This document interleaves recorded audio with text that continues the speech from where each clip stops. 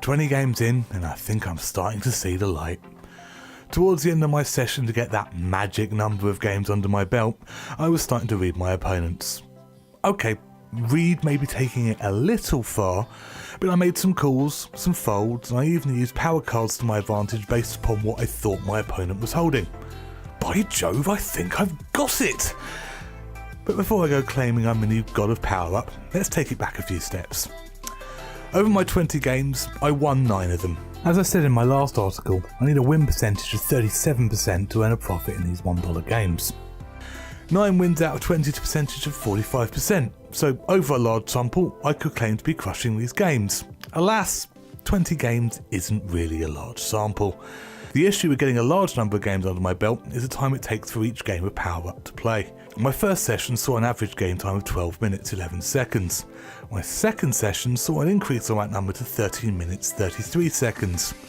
Now, it didn't feel as though the games were running any longer, and the difference between the two sessions is probably more to do with a single hand game in the first session skewing the average.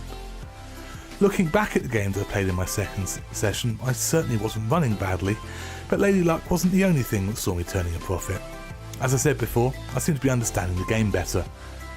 Knowing when to protect a hand by disintegrating a card on the flop or by changing the cards due to be dealt later in the hand made a massive difference in how I was playing the game. My situational awareness in a hand has improved massively. I'm also starting to plan ahead, conserving my energy for later hands rather than burning it, and my power cards on hands where my chances of winning are slim to none. This is probably the biggest factor in improving my game. I'm starting to automatically look at the energy and power cards available, not only for myself, but my opponents. I think that having the power cards random and hidden takes the game too far away from a pure skill game, but with the general standard of play at these tables, my skill edge is enough to overcome this random factor. At least while the game is in its infancy. And that's the issue right now. Most of the players at the Power Up tables are inexperienced. Not just at Power Up, as we all are, but at the basics of poker. For a 3-handed table, a lot of my opponents are not playing enough hands. Most of my own opening raises from the button or small blind are getting folds, even when I'm doing it every round. I'm also able to check or call a minimum raise when I'm in the big blind with a really wide range of hands let me see a cheap flop. This has let me use power cards to control the hand when I connect with the cards in the middle. Chasing flushes and straights has won me big pots in these situations. Now this is working because most of my opponents are only using their power cards offensively and aren't protecting the hand they've already made.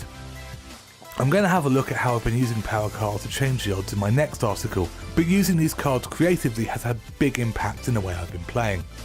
I'm starting to build a toolkit of plays that are making me a better Power Up player. I think that might be my biggest takeaway from getting a decent number of games in. Power Up may have been based in poker, and poker knowledge is important, but it needs a whole new toolkit of plays and moves to be successful at.